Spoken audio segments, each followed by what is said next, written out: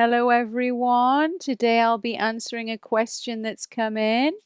I'm just translating it now for you. I think it's relevant to a lot of us about uncertainty in decision making.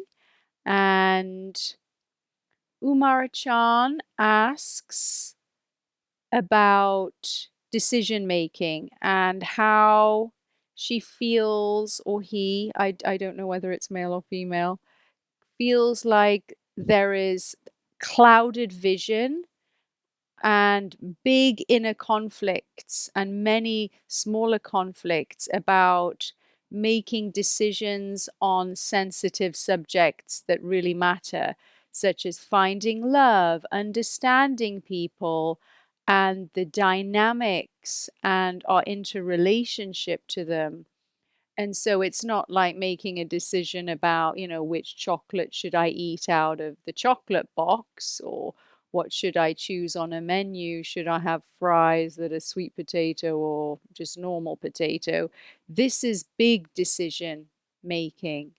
And when we have these big decisions, it can cause some stress sometimes because we worry about the ramifications long term for our life and our emotional and physical well-being should we make the wrong decision. So I think that's what is happening here.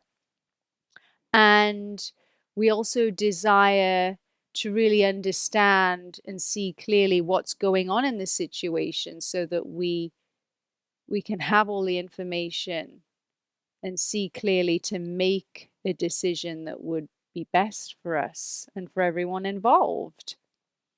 And the question continues, I know it looks simple. Well, I think it's not that simple sometimes. I know it looks simple, but it isn't that simple. Yes, sometimes it isn't. The personality can feel conflicted. You're quite right. Maybe these things are just an outcome of my overthinking. Well, yes, but sometimes when things are really important to us, we don't want to just make a snap decision. We do want to have a thinking process that goes on. So, no, it's not always bad, but it depends whether if we continue it, ruminate, panic over an extended period of time without getting any clarity, and I'll go into that in a minute, then it can actually block our ability to see and know what's right for us. Everyone around me told me not to overthink, and they say that I try so hard, but I just can't stop trying. No matter how hard I try, I can't control it. Please make a video about this! Exclamation mark, exclamation mark, exclamation mark. So yes, my heart goes out to you. When things are really important to us, it can really spin us out if we can't find clarity. And then we can start just going round and round in circles and then beating ourselves up because why have I not figured this out? One day I'm thinking it's this direction, the next day I'm thinking it's that direction, and I'm very invested in going left, and then I'm very invested in going right. And now I don't even trust my thinking process because I swing one way and then the other, one way and then the other.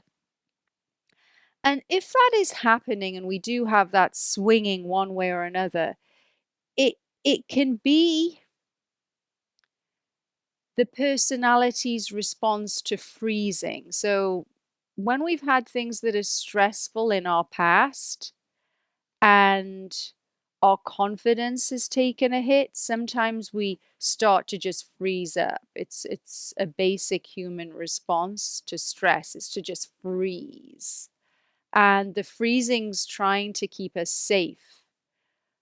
But if we freeze and don't make a decision because we can't trust that we know what direction to go in, then it can actually lead to problems. So if you notice that you just can't make a decision, maybe we can reflect on there may be a freeze response that's been activated. And then you can look into, well, why do I not trust that I know? Why am I not able to connect to my intuition? What's going on there?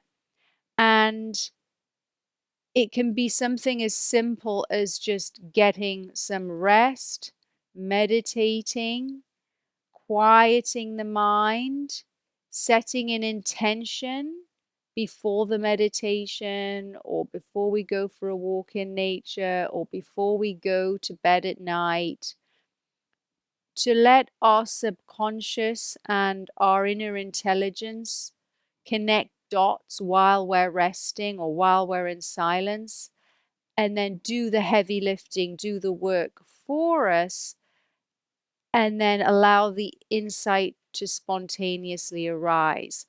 Now, this insight doesn't always come from the thinking.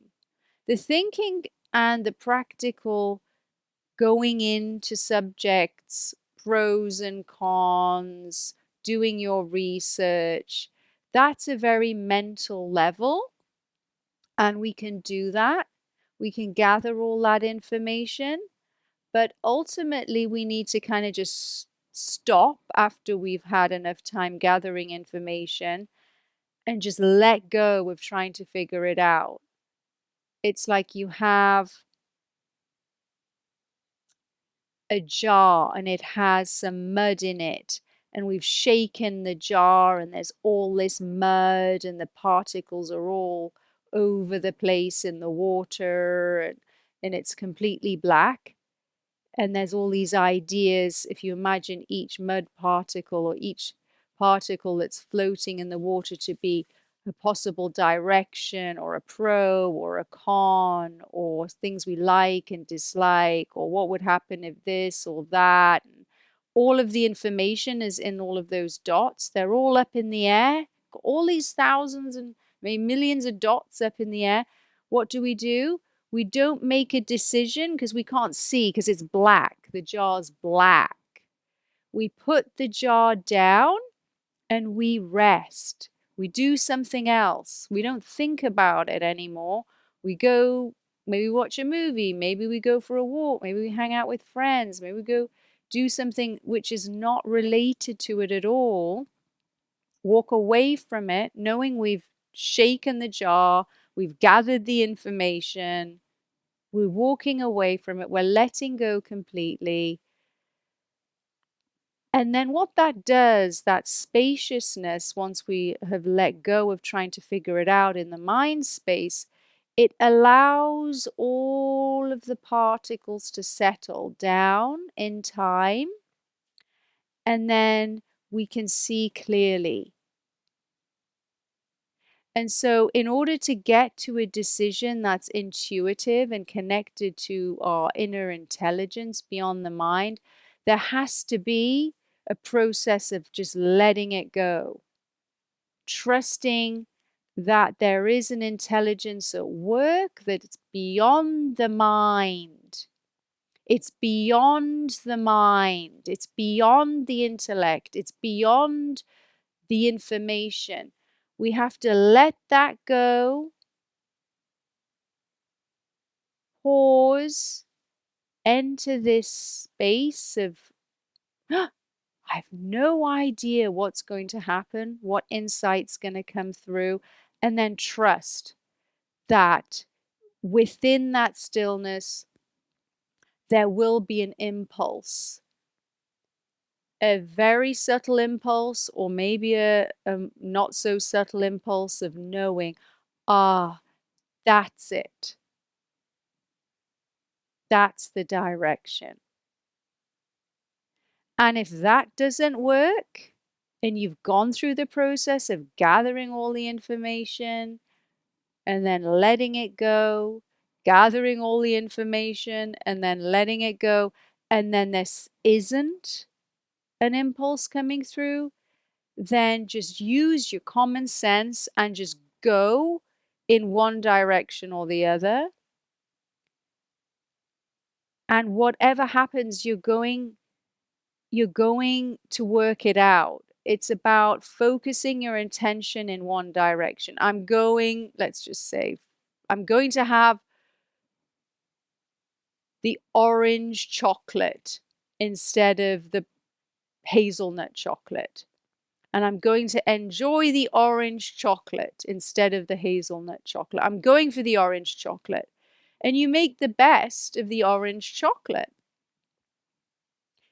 And maybe it would have been all right if you had the hazelnut chocolate, but you decided to have the orange chocolate.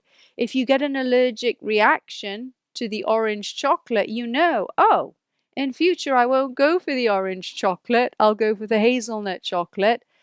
And sometimes you can't know whether you're allergic to the orange chocolate.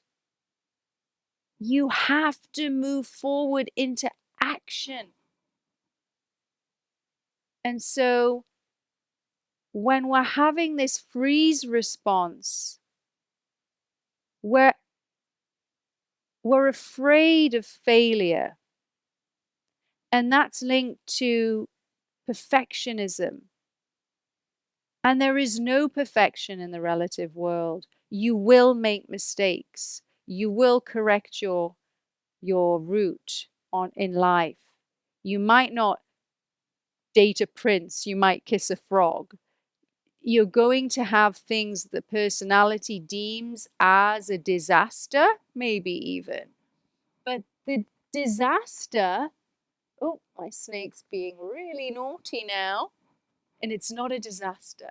We'll just correct the route. Come on, that wasn't a good route, Pendragon. Here, this is a better route. Doesn't destroy the sound. So everything gets corrected. This freeze response, this fear around making a wrong decision, and how that fear of failure is linked to our confidence has to go. You have to allow yourself to be imperfect. You have to allow yourself to make mistakes and not beat yourself up. And in allowing yourself to be imperfect, the stress will reduce so that your intuition can come through. But it's never going to come through if you're beating yourself up. If you can't make a mistake, if you can't autocorrect your route, if you can't do that, then you're going to freeze. It's this self-loathing, this beating up on oneself. And maybe we've picked up things that other people have told us that, oh, you did that wrong in the past, or you're not good enough, or who are you to do that? And we can actually look at the voices that come into our heads, and we can write them down, we can journal them, and that might be why you're in a freeze response, because every time you think about going in one direction, somebody else's voice is in your head, whether it's your culture, whether it's your parents, whether it's your friends, whether it's you. Oh, you can't do that. Here are the reasons why. Oh, you're no good at that. Or who are you to do that? Or, well, you did that before and it didn't work. And in this question, there is some of that going on because there's some beating up on the self of, I can't do it. What is wrong with me? There's this irritation coming through in the question. There's something wrong with me is coming through in the question. And if that's a belief that there's something wrong with you, then if there's something wrong with you, then you're going to make the wrong decision. And if you're going to make the wrong decision, then you can't act at all because you'll just be in a frozen response. So letting go of there's something wrong with you. There's nothing wrong with you.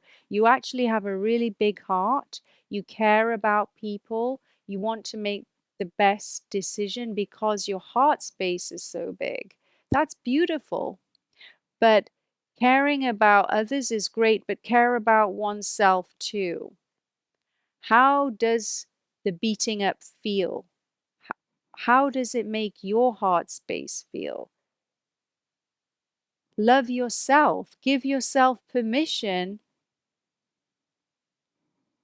to have a fun time in life, regardless of what happens in it, regardless of what people say to you, regardless of all of the things that could possibly happen. You love yourself. So I would direct self-love. I would do practices, meditations. I do have meditations on that on the channel, metta meditations. Directing love towards the self will help you dissolve your freeze response and the beating up on yourself. So please be gentle and kind with yourself.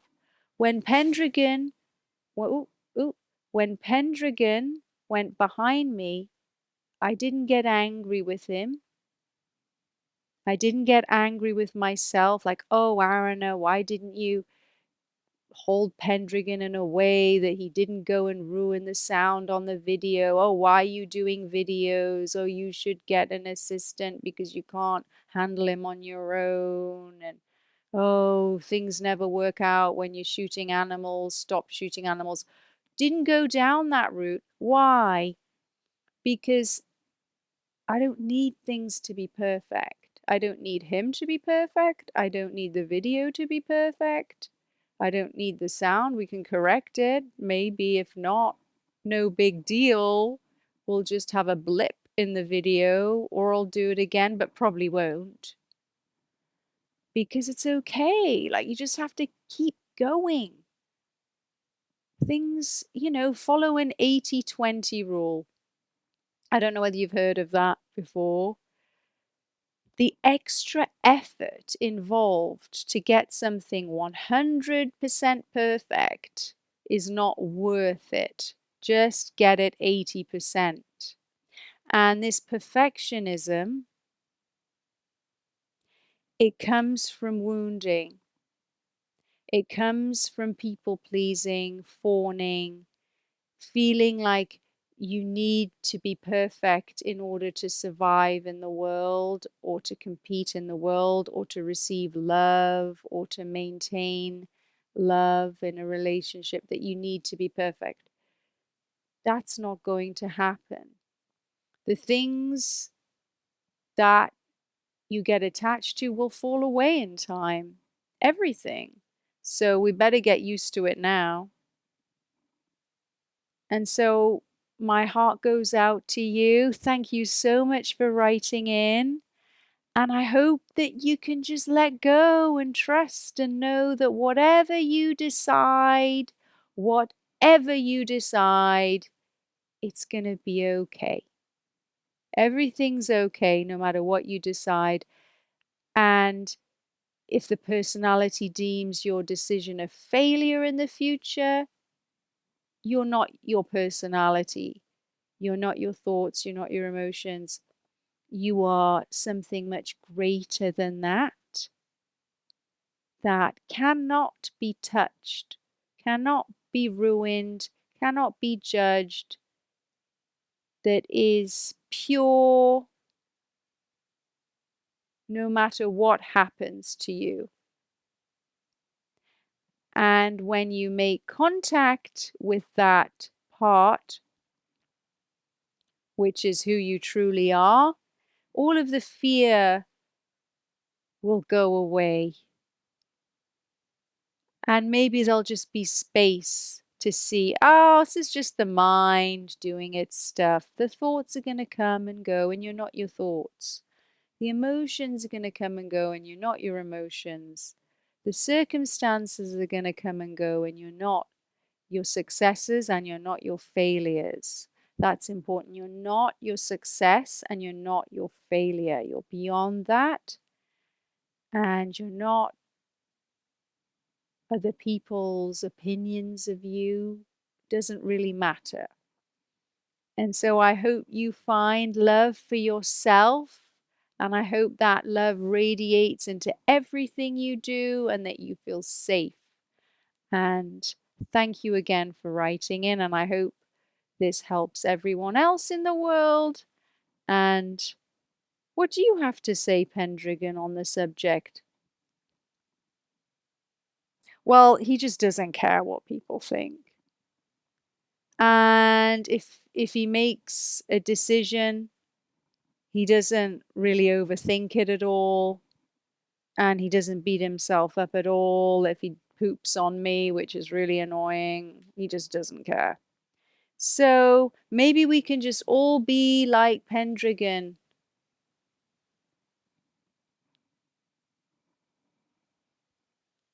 Do you want to say goodbye?